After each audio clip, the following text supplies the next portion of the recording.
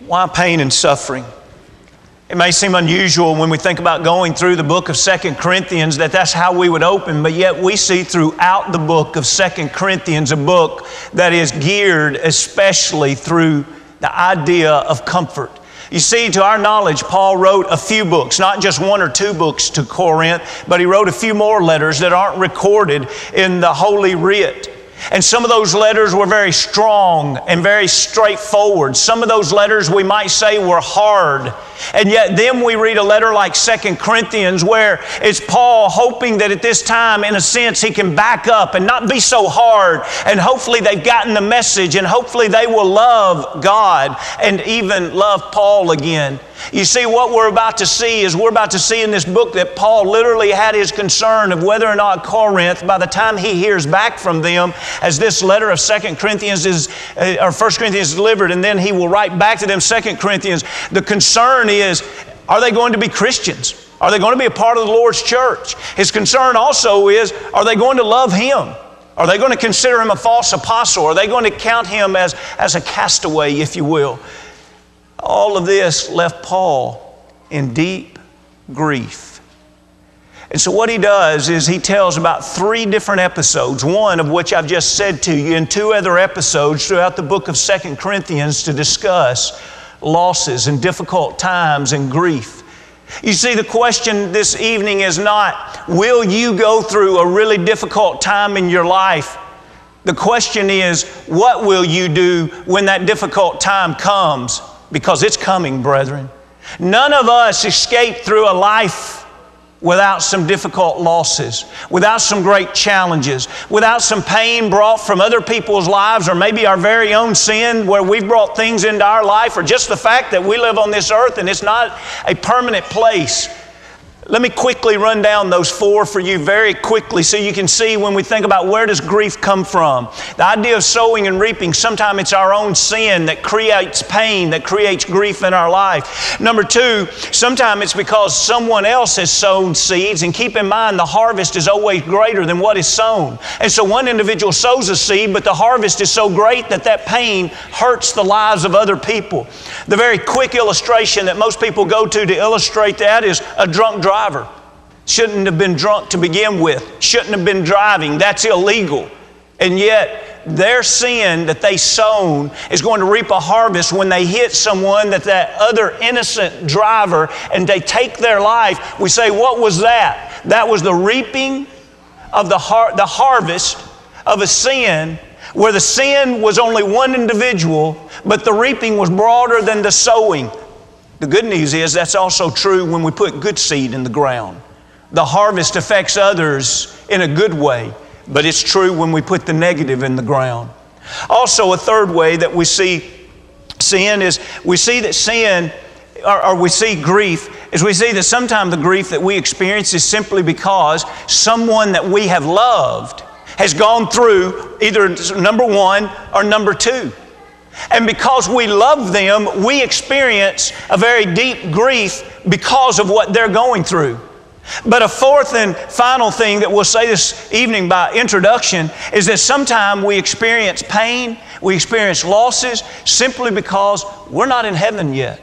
As long as we're on this earth, things are not designed to stay continually well and healthy. This earth itself is winding down. It's a law of physics. Everything you own. I was looking at my Bible this afternoon, and there's a little dark black section that's coming out here in the middle of the New Testament. I kind of had this sick feeling like my Bible is rotting. I love not just the Bible, I love this Bible. Everything you own is going to rust, it's going to corrode, it's going to be stolen.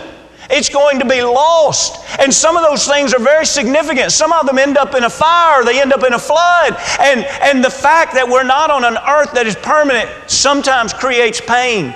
But also the very same thing is true about our physical bodies. These bodies that you and I live in are not designed to live forever. That's why flesh and blood is not going to inherit the kingdom of heaven. But when that trumpet sounds and that soul and that body is raised, this body is going to be changed. And we're going to be given a body that will live for an eternity.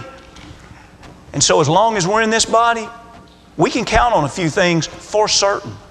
We will have sickness. We will have disease.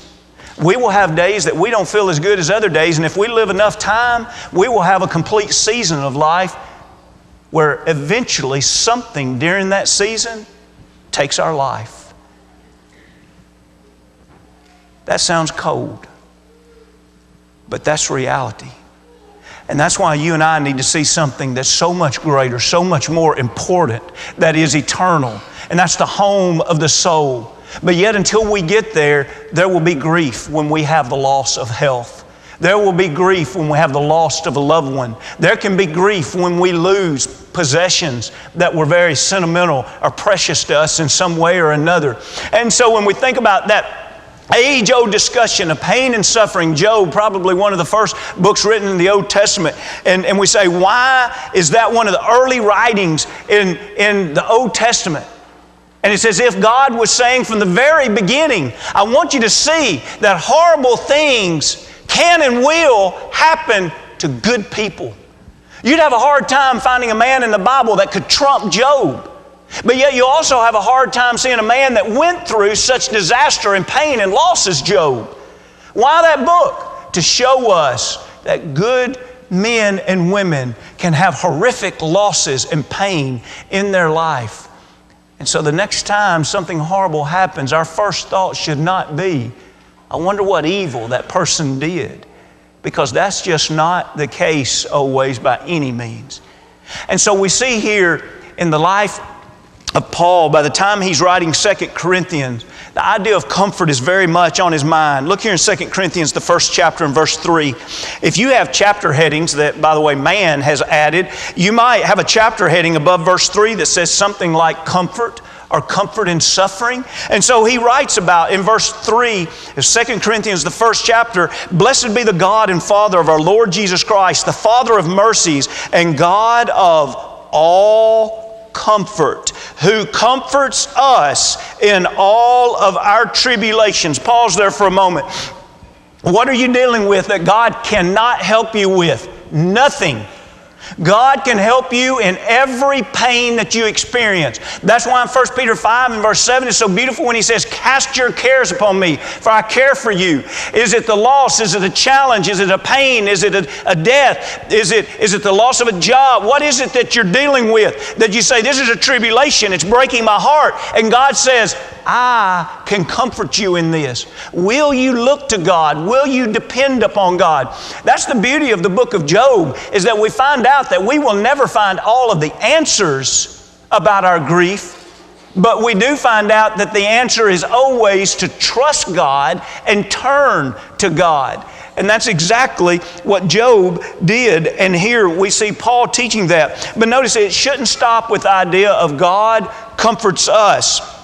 It's kind of like a cycle here. And let's read the rest of this. I'm going to pick up in 4 again, but let's read on. Who comforts us in all of our tribulations, that we may be able to comfort those who are in any trouble. Did you notice that? God comforts us so we can comfort those who are in any trouble with the comfort with which we ourselves are comforted by God. God says, okay, any tribulation you're dealing with, I want to offer comfort and I want to offer support to you, but I do not offer it as a closed-ended deal. I expect you to have your eyes and your hearts open when you see someone that's grieving. God says, you've received this comfort from me, and now I want you to go and I want you to offer comfort to them also. The word comfort in its root means to come along beside.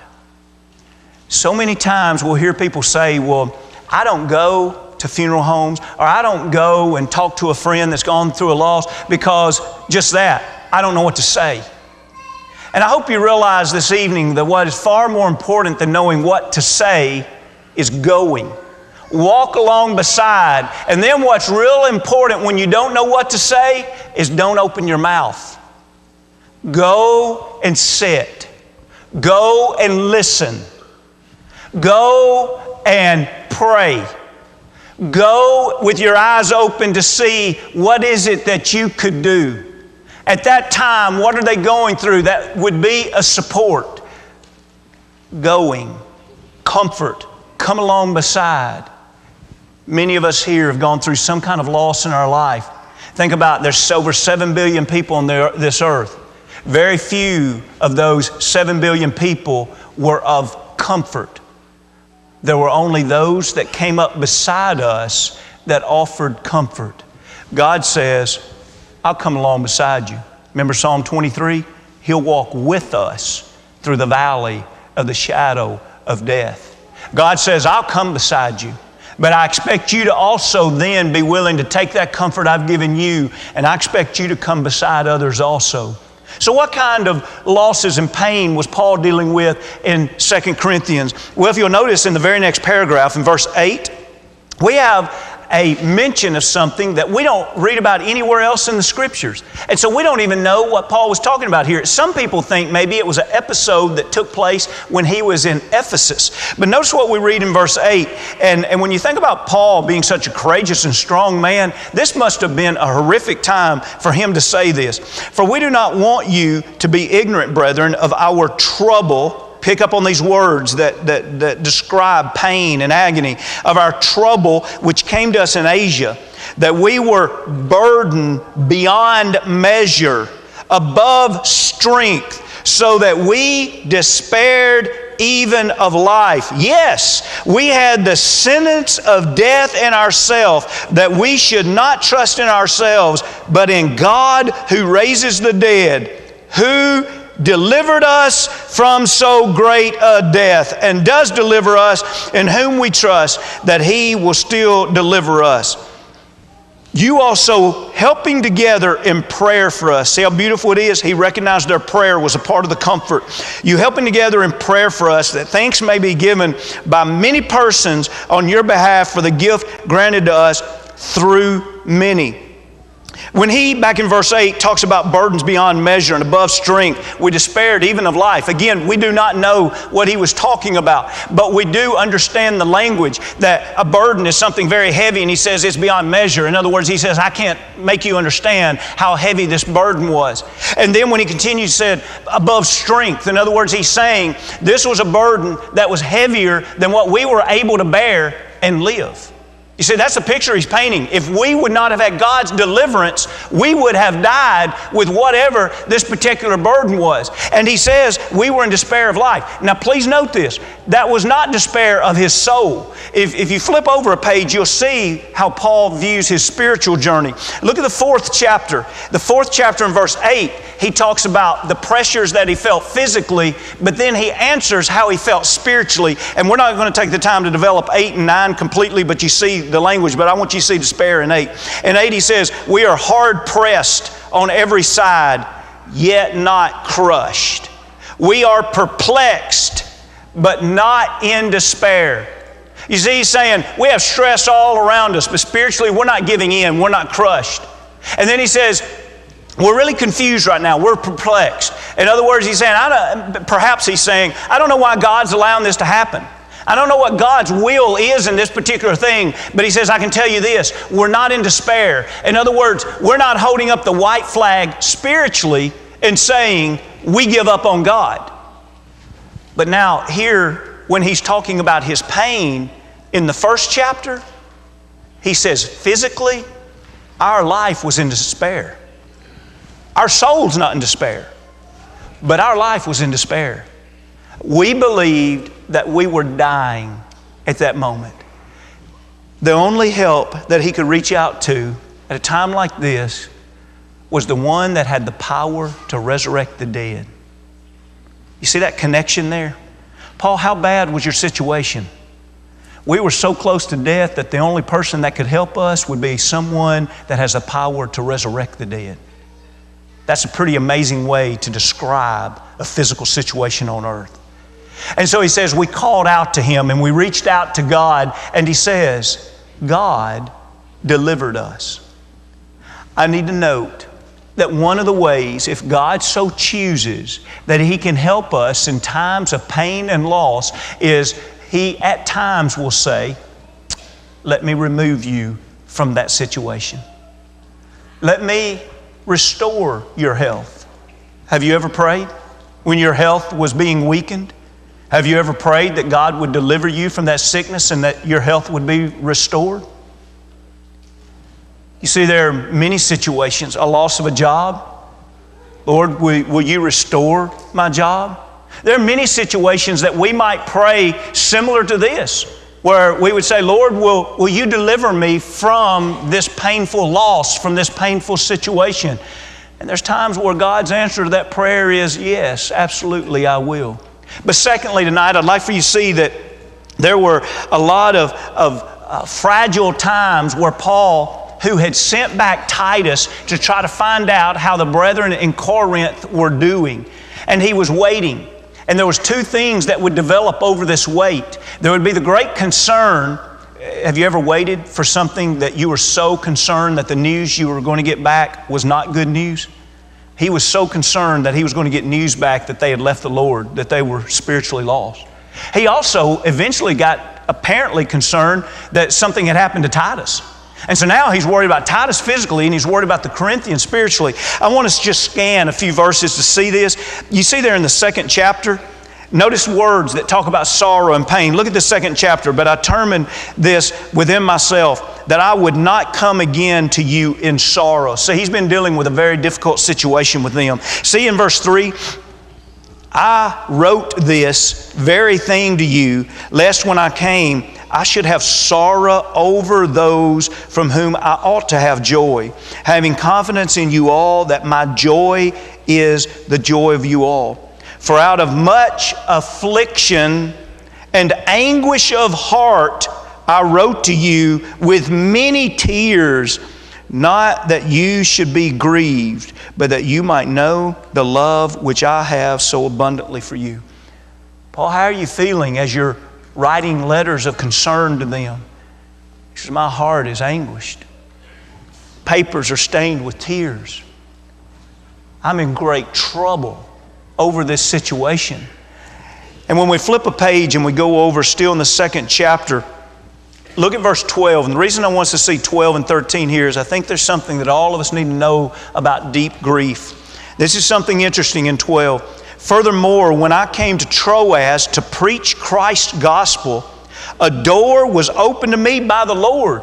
And what do you think Paul's going to do?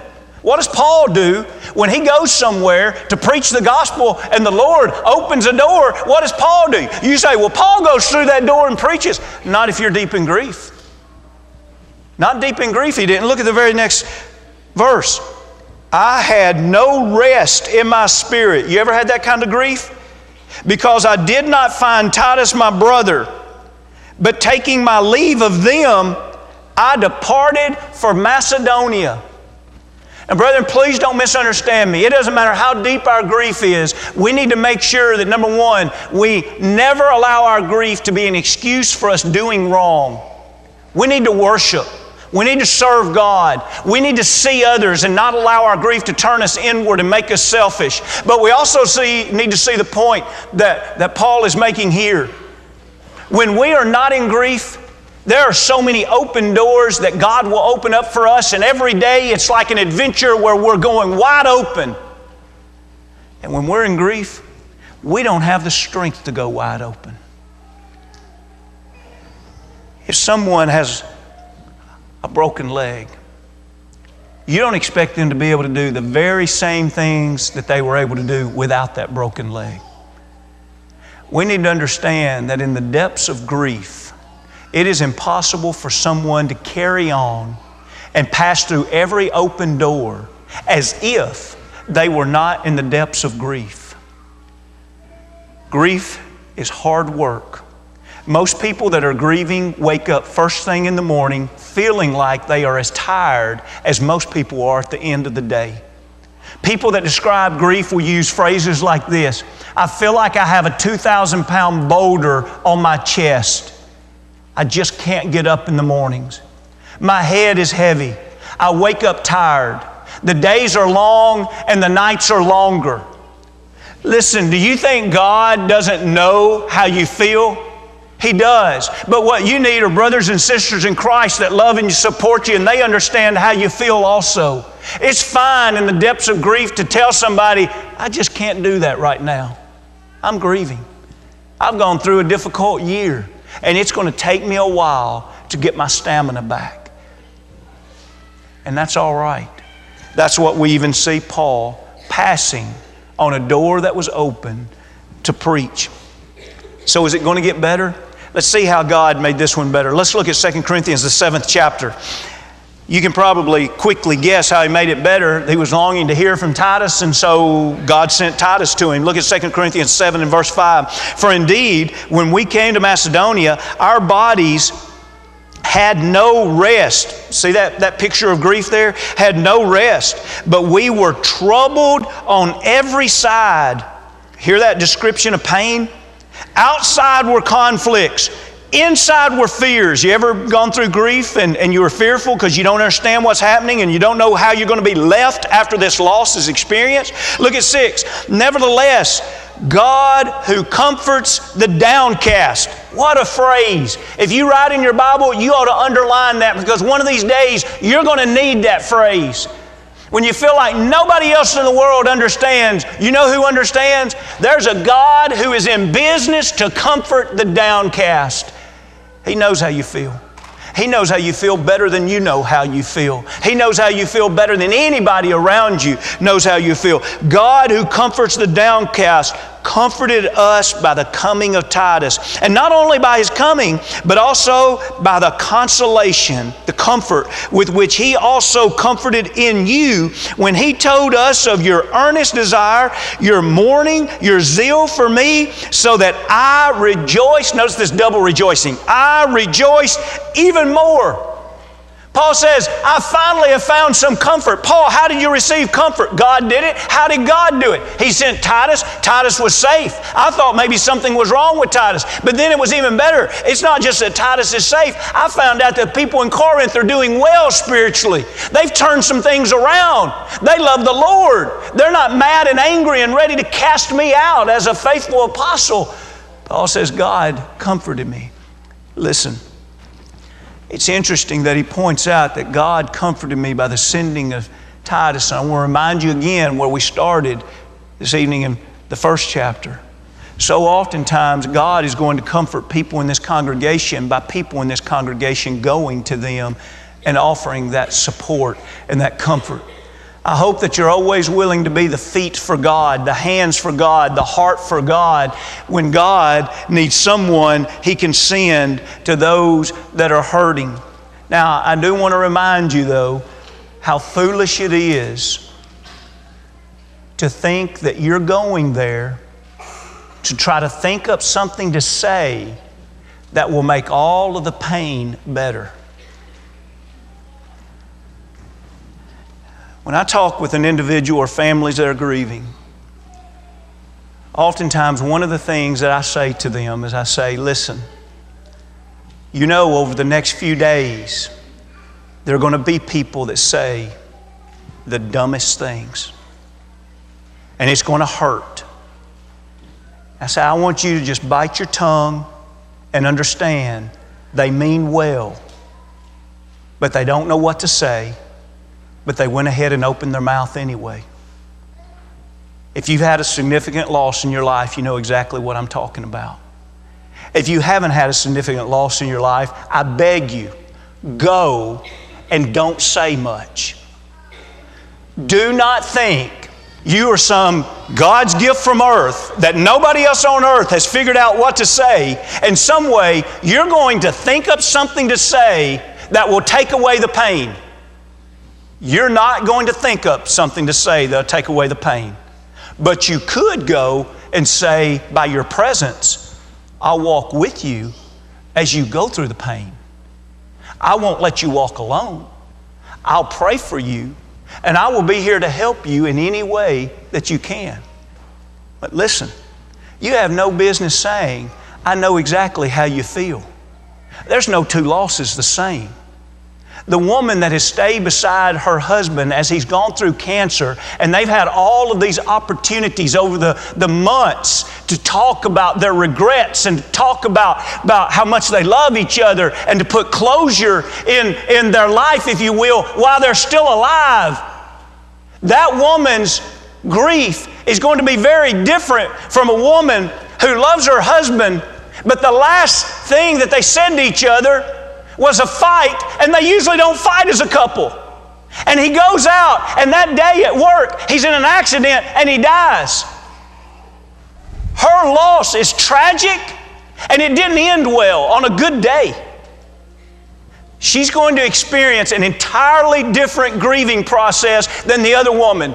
And if this other woman walks up thinking, I've lost my husband, you've lost your husband, I know exactly how you feel. You know what you may get? You may get what my grandmother-in-law said when a woman walked up to her as she was walking to the open grave of her daughter. And she came up and hugged her and she said, I know exactly how you feel. And she pushed the woman away and she said, you have no idea how I feel. And that woman deserved it. Listen, God doesn't send us to try to come up with a magic potion. God doesn't send us to try to take some huge, significant loss and make it better. God sends us to walk with each other. If you're not willing to shed tears, if you're not willing to hang around a while, if you're not willing to walk through life with that person, keep your little quick remarks and go to Walmart. But if you're ready to love and you're willing to walk with someone, God needs individuals that can go. Individuals that can walk with them. And individuals that love. We're not going to develop it, but if you want to look for the third thing that Paul went through, it's in the 12th chapter. Many of you, just from your memory, you'll know about the thorn in the flesh. I want to urge you to recognize in the 12th chapter and verse 7, God did not send that thorn in the flesh, and lest I should be exalted above measure by the abundance of the revelation, a thorn in the flesh was given to me, a messenger of what? Of Satan to buffet me. That's the idea, to blacken the eye. So Satan was sent to bring pain into my life, lest I should be exalted above measure. Let me give you one more application as we start wrapping this up. I know we've got to close. The other thing I would beg you to never believe again, if you've ever believed it, is everything that happens on this earth is not God's will. God did not send that thorn. Read it. It's black and white. Satan sent it. Now, when Paul prayed and asked God to remove it, God had to make a decision. Is it best for me to remove this thorn? Or is it better for Paul that I allow this thorn to stay? And because of the temptation that he was going to have to be arrogant, because of the things that he'd seen apparently up in the third heaven, God knew that it was going to be better for Paul to have to go through the pain of this thorn that would keep him humble so that he could spend an eternity in heaven. But it was not God who sent the thorn. Why in the world, when we know from 1 Corinthians, the 15th chapter, that death is an enemy that God is going to destroy, why would anyone say to someone who's just gotten the news that they have cancer, why would they say, well, you know it's God's will? What book are you reading? A drunk driver hits someone and you say, well, you know it's God's will. Sin has never been God's will. The idea that we battle with death, that's not God's will. Instead, God sent Jesus to deliver us from that enemy of death.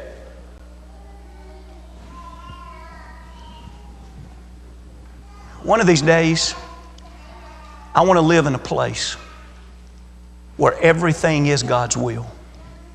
And I guarantee you it's not going to look anything like this place. And so our pain and our struggles are because we live in a place where a lot of the things that goes on is not God's will. And that's why we cry out in prayer for God's will to be done in our life. It was us offering our weakness. the best we can to couple with God's strength, because God's grace is sufficient. And that's the answer for any of us. Tonight, the book of 2 Corinthians deals a lot with comfort, deals a lot with crisis, deals a lot with collection. There's several things that it deals with. But one thing we know, that every one of us are also going to deal with those things. And so how are we going to do it? I want to encourage you tonight to make sure that you've made a commitment that your faith is greater than any difficulty that you go through. That you're not going to let any pain, any loss, you're not going to allow things to turn you away from God. And when those times come, let's all do the only thing we know to do. Continually turn to the Lord. We may not understand all the details. We won't be able to answer all of the whys. But the only thing we can do is trust in God. Tonight, if you need to place your trust in God, if you're ready to be baptized into Christ and become His child, tonight, if you're ready to come back to Him and you want to pray forgiveness, tonight, if we can encourage you, if we can walk with you in any way, we can't do it if we don't know it. And if there's something you're dealing with that we could help you with, we'd love to know about it. If we can help you, come as we stand, as we sing.